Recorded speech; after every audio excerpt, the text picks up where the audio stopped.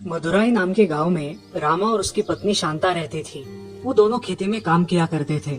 उनको एक लड़का था जिसका नाम था सुधीर। रामा अपने खेतों में बहुत मेहनत किया करता था। उसका बेटा सुधीर पढ़ाई लिखाई में बहुत होशियार था। रामा अपने बेटे को खूब पढ़ने के लिए कहता और उसकी पढ़ाई के लिए जो भी पैसे लगे वो जैसे तैसे करके जमा कर ही लेता। बहुत दिन बीत जाते हैं। एक दिन खेत से लौटते समय रामा को दिल का दौरा पड़ जाता है और उसकी वही मौत हो जाती है। रामा की ऐसी मौत देख के सारे गाँव वाले बहुत दुखी हो जाते हैं। उसकी पत्नी शांता के पास अब कमाने का कोई साधन नहीं रहता और उसके बेटे के कुछ दिनों बाद खाने के भी लाले पड़ने लगते हैं। माँ, पिताजी जाने के बाद हमारे खाने के लाले पड़े हैं। हमें कुछ करना चाहिए। हम क्या कर सकते हैं बेटा, मुझे तो कुछ भी नहीं आता। अरे माँ, तुम डोसा कितना अच्छा बना लेती हो, क्यों ना तुम डोसा बनाकर बेचो। इस काम में मैं तुम्हारी मदद करूँगा। मगर हमारा डोसा लोग खाएंगे क्या? माँ, कुछ ना कुछ काम तो करना ही पड़ेगा। तुम्हें जो आता है वही क्यों नहीं, लोग आएंगे भी और डोसा खाएंगे भी। शांता अपने बेटे की बात मान लेती है और अगले दिन से ही डोसा बनाने का काम शुरू कर देती है। एक पेड़ के नीचे बैठकर वो एक चूल्हे पर डोसा बनाना शुरू करती है और बेटा सुधीर वो डोसा लोगों तक पहुंचाता है। लोगों को शांता का डोसा बहुत पसंद आने लगा। धीरे धीरे उसकी दुकान पर भीड़ बढ़ने लगी। अब शांता को भी खुद पर विश्वास होने लगा और उसने जल्द ही अपना खुद का एक ठेला खरीद लिया। वो अब उस ठेले पर अपना डोसा बेचने लगी। उसके ग्राहक उसकी बहुत प्रशंसा करने लगे। अरे भाभी, आपका डोसा तो बहुत ही अच्छा है। आपके डोसे के दाम भी कम है और टेस्ट भी लाजवाब है। धन्यवाद भाई साहब। ऐसा बोल के सारंग वहाँ से चला जाता है। अब हमारे ग्राहक बढ़ रहे हैं और बारिश के मौसम में यहाँ डोसा बेचना बहुत मुश्किल है। क्यों ना हम जमा किए हुए पैसों से एक दुकान खरीद ले और दुकान में डोसा बेचे। हाँ बेटा, तुम ठीक बोल रहे हो। दुकान हो जाएगा तो हमें डोसा बेचने में आसानी हो जाएगी और हमारे ग्राहकों को सुकून से डोसा खाने के लिए जगह भी मिल जाएगी। अब शांता गांव में एक दुकान खरीद लेती है और वहाँ से अपने डोसे का काम शुरू करती है। शांता के डोसे अब खूब बिकने लगे। एक दिन उसकी दुकान पर उसकी पड़ोसन रमैया आती है। अरे शांता, पति के जाने के बाद तुमने घर को तो बहुत अच्छे से संभाल लिया है, मगर अपने बेटे की पढ़ाई का क्या? अरे आंटी, आप चिंता मत कीजिए। मेरे पड़ोस का शिवा है ना, वो मुझे सब अभ्यास बता देता है। मैं खुद से घर पर बैठकर पढ़ाई करता हूँ और माँ की मदद भी हो जाती है। शांता घर जाकर सोचने लगती है, मैंने घर के चक्कर में अपने बच्चे का जीवन दांव पे तो नहीं लगा दिया ना? अब मुझे उसके लिए कुछ करना होगा। कुछ दिनों बाद सुधीर की 12वीं की परीक्षा होती है। सुधीर 12वीं की परीक्षा में अव्वल आता है। आगे की पढ़ाई के लिए उसे शहर जाना पड़ेगा।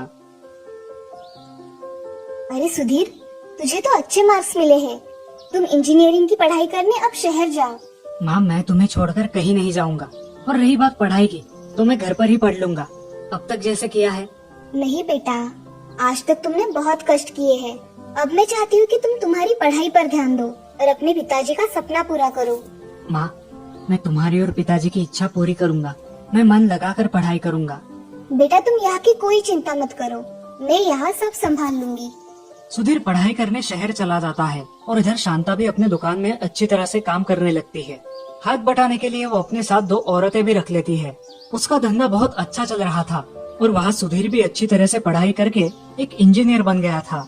कुछ सालों बाद वो गाँव आया और अपनी माँ की फिर से मदद करने लगा। बेटा, तुम इतना पढ़े हो तो तुम किसी अच्छी कंपनी में जॉब क्यों नहीं कर लेते? इससे तुम्हें अच्छी तनख्वाह भी मिल जाएगी। नहीं माँ, पिताजी जाने के बाद तुमने मेरा बहुत ख्याल रखा और अब मुझे शहर जाने कह रही हो। मैं यही रहूंगा और तुम्हारा काम में हाथ बटाऊंगा। सुधीर घर रहकर अपने माँ की मदद कर देता है और अपनी पढ़ाई से अपने धंधे में कुछ बदलाव लाता है। अब सुधीर अपने डोसे के धंधे को ऑनलाइन कर देता है और सारे गांव में अपने ऑनलाइन डिलीवरी के पर्चे छपवा देता है। लोग उस पर्चे पे दिए हुए नंबर पर कॉल करके ऑनलाइन ऑर्डर देते हैं। अब शांता के लिए और कुछ काम वाली औरतें आती है और कुछ डिलीवरी बॉय भी काम करने लगते हैं। अब डोसे की डिलीवरी लोगों के घर पर होने लगी और कस्टमर्स बहुत खुश हो गए। शांता डोसा वाले, हाँ बोलिए, क्या चाहिए आपको? मुझे 4 प्लेट डोसा और एक्स्ट्रा चटनी चाहिए। जी मिल जाएगा, अभी भिजवा देता हूँ। अब शांता का धंधा बहुत अच्छी तरह से चलने लगा। सुधीर उस छोटे से धंधे को नई ऊंचाइयों पर ले गया। अब उनके ठेले की जगह एक बड़े होटल ने ले ली। शांता को भी अब आराम मिल गया। अब पूरा कारोबार सुधीर ही देखने लगा और इस तरह से सुधीर और उसकी माँ ने खूब मेहनत कर अपना जीवन सार्थक किया। इस कहानी से हमें ये सीख मिलती है कि हमें अपने आप पर भरोसा रखकर मेहनत करनी चाहिए, क्योंकि मेहनत करने वाले की कभी हार नहीं होती। कोमल अपने माता पिता के साथ गंगापुर गांव में रहती थी। वो बहुत ही शांत स्वभाव की थी। वो सभी लोगों की मदद भी किया करती थी। कोमल अपने माँ बाप की बहुत सेवा करती थी और उन्हें खुश रखती थी। वो कुछ न कुछ काम करके अपना दिन का गुजारा कर ही लेती और इसी वजह से गांव वालों के मन में उसने एक अलग ही जगह बना ली थी। अब पूरे भारत देश में कोरोना नाम की भयंकर महामारी छा गई थी। सारे शहरों तथा गांवों में भी कोरोना के पेशेंट मिल रहे थे। सारे गांव वाले बहुत डर गए थे। एक दिन राशन की एक दुकान पर कोमल राशन लेने गई थी। उसने देखा कि बहुत सारे लोग एक दूसरे से दूर खड़े हैं, मगर उनके चेहरे पर मास्क नहीं था। ये देखकर वो सोच में पड़ गई। इन लोगों के पास पहनने के लिए मास्क भी नहीं है क्या? सभी लोगों के काम भी अब बंद हो गए थे और सब लोग अपने अपने घर में ही थे। उनके पास कोई भी काम धंधा नहीं था। ये सब देखकर कोमल सोच में पड़ गई थी। कोमल हमेशा आजू बाजू में क्या हो रहा है इस सब का ज्ञान रखती थी। अगली सुबह जल्दी उठकर कोमल अपनी माँ की सिलाई की मशीन पर कॉटन के कपड़े से कुछ बनाने लगती है। अरे बेटा, सुबह सुबह क्या कर रही हो? अरे माँ, मास्क बनाकर देख रही हो। देखो कैसा है। पहला मास्क तुम्हारे लिए, लगा कर देखो। अरे हाँ, ऐसा ही होता है टीवी में। अरे माँ, मैं सोच रही हूँ कि ऐसे ही मास्क बनाकर बेचूं तो लोगों के काम भी आएंगे और मैं इससे कुछ पैसे भी कमा सकूंगी। अरे ये तो अच्छी बात है कोमल, तुम मन लगाकर मास्क बनाओ।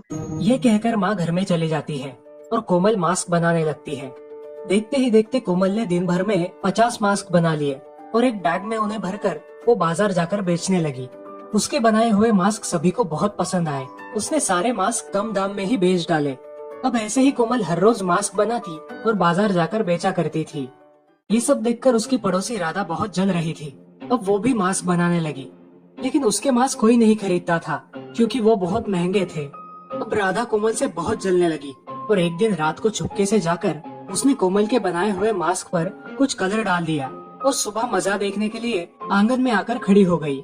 कोमल सुबह उठकर बहुत प्रसन्न थी, लेकिन जैसे ही उसने मास्क देखे वो रोने लगी और अपने माँ से कहा, माँ, ये कैसे हुआ? मेरे पूरे मास्क खराब हो गए।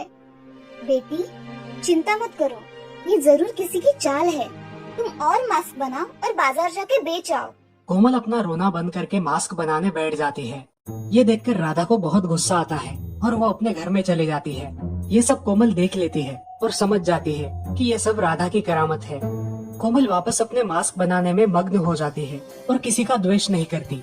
कोमल का यही स्वभाव उसे तरक्की की तरफ ले जाता है। अब वो बहुत सारे मास्क बनाकर बेचने लगी। उसके पास मास्क के ऑर्डर्स अब शहरों में से आने लगे।